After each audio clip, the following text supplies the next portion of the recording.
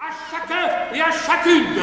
Présentement, grand spectacle, occasion unique, représentation exceptionnelle.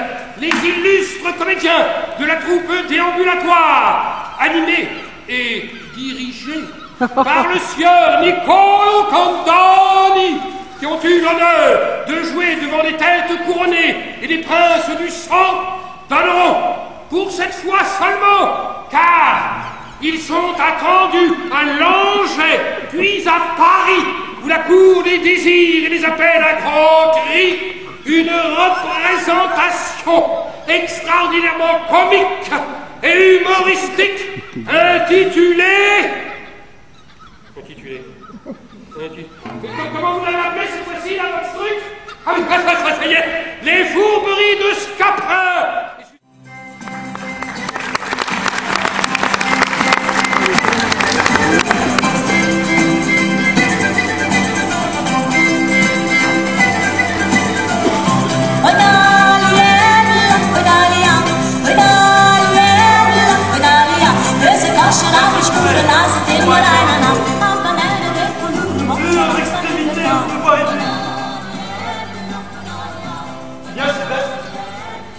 Que mon père revient? Oui. Il arrive ce matin même. Ce matin même. Et qu'il revient dans la résolution de me marier. N'as-tu rien appris pour ce qui me regarde? Non. Mon père arrive avec le seigneur Géronte. Et ils me veulent marier. Eh bien, mais qu'y a-t-il là de si funeste? C'est pas la cause de mon inquiétude? Non. Mais il ne viendra qu'à vous que je ne la sache bientôt. Et je suis homme consolatif. Homme à m'intéresser aux affaires des jeunes gens. Oui, ben il y a ça. Et ces nouvelles m'ont donné une attaque cruelle. Que vois-je? Vous pleurez? Pourquoi ces larmes? Me souvenez-vous de quelque infidélité? Il faut assurer de l'amour que j'ai pour vous. Oui, Octave, je suis sûre que vous m'aimez. Mais je ne le suis pas que vous m'aimiez toujours. Le respect que tu me conserves.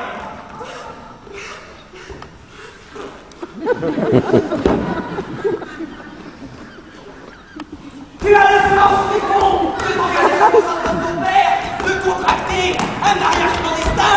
Réponds-moi, Coquin. Réponds-moi. Voyons à vous les raisons.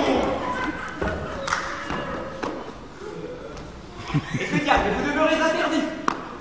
Mais c'est que j'imagine que c'est mon père que j'entends. Ah, mais c'est pour cette raison qu'il ne faut pas paraître comme un innocent. Ah non, allez, oui, allez.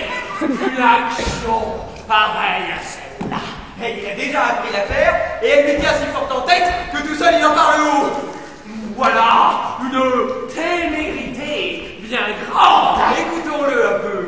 Je voudrais bien savoir ce qu'ils me pourront dire sur ce beau mariage. Cette année,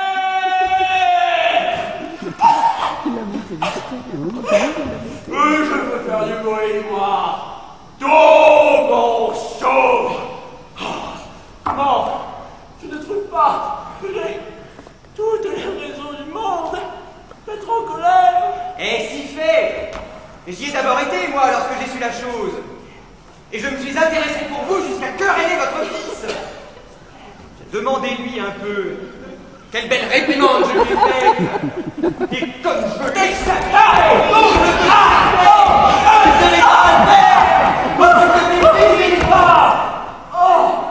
et on ne peut pas mieux lui parler quand ce serait vous-même. Nous proposions, et ce que vous venez de m'apprendre, de votre fils, rompt étrangement les accords que nous avions pris ensemble. Mais ne vous mettez pas en peine.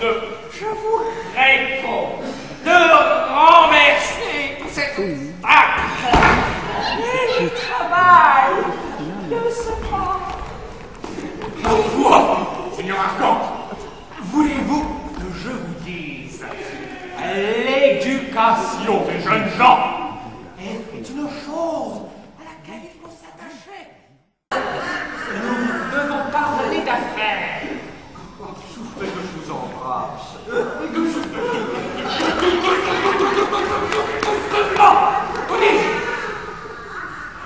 Quoi? Vous me refusez, mon père? Vous communiquez mon transport par mes embrassements? Oui! Nous avons quelque chose à délire ensemble! Coquin! Oh, monsieur! Votre serviteur!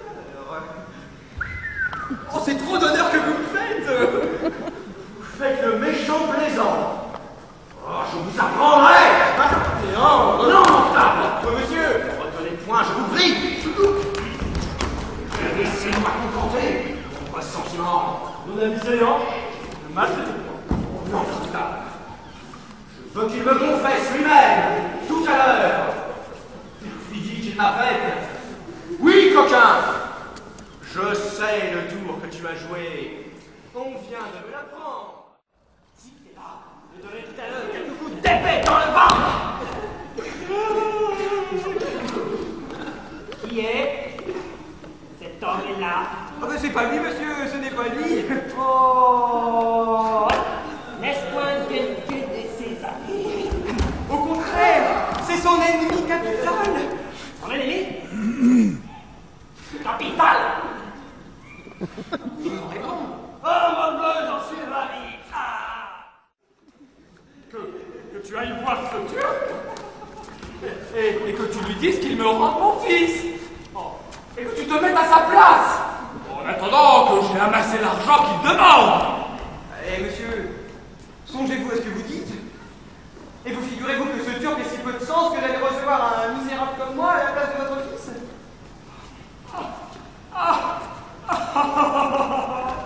Mais que diable allait-il faire dans cette galère?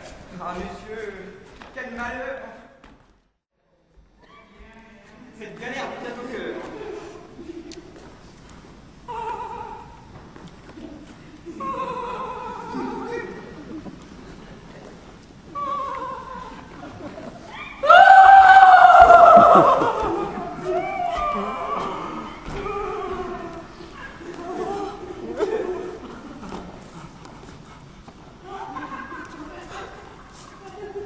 Tiens, Scapin! Attends! Achetez mon fils! Mais tiens, je te que c'est un scélérat! Ils vont rester! Ah voilà! Il me prend ça quand c'est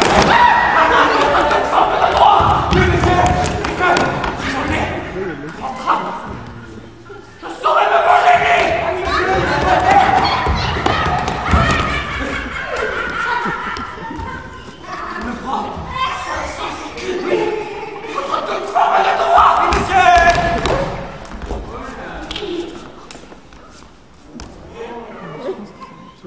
Tiens! Attends, achetez mon fils! Je n'y suis pas si hardie. Vous l'êtes, moi. Contre mon maître, maintenant. Et ce qu'il vient de faire pour vous, doit vous donner du cœur. Il faut répondre comme il faut à sa passion. Je n'y suis encore que ça. Ce n'est pas assez pour m'assurer entièrement de ce qu'il vient de faire. Oui, je lui me rends jouer et sans cesse je ris, mais tout en riant. Ce n'est personne.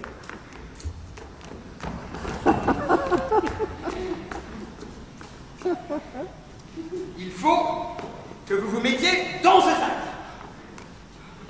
Et que vous preniez garde de ne point branler quelque chose qui puisse arriver. Je vous porterai sur mon dos comme un paquet de quelque chose. Et vous porterez au travers de vos ennemis jusque dans votre maison. Où quand nous serons une fois, nous pourrons nous barricader et envoyer quérir main forte contre la violence.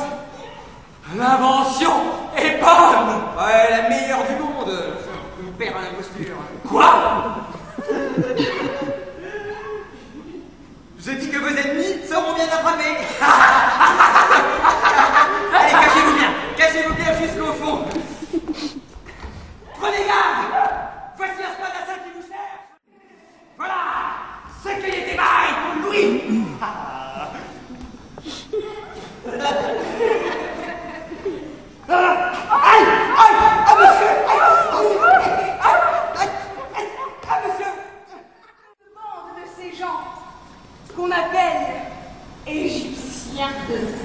et qui, rôdant de province en province, se mêle mais ne tire la bonne fortune et quelquefois de beaucoup d'autres choses. Eh bien, Sylvestre, que font nos gens? J'ai deux avis à te donner. L'un,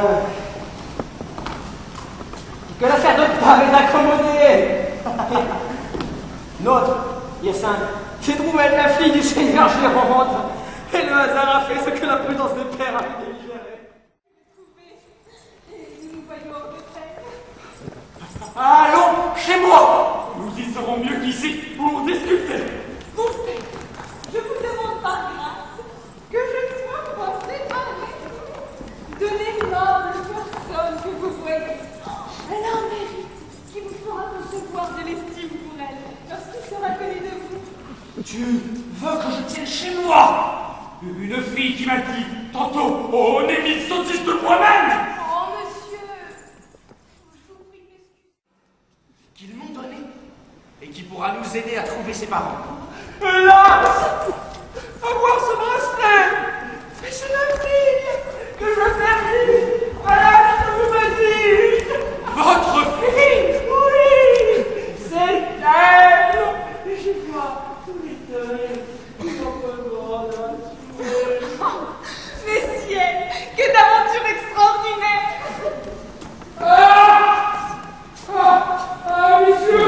Messieurs, il vient d'arriver un étrange accident.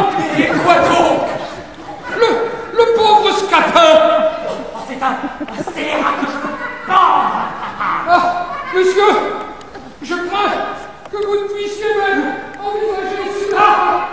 Figurez-vous en passant le long d'un bâtiment, un marteau de tapeur de pierre est tombé sur le crâne, puis a défoncé l'os et mis à jour toute la cervelle.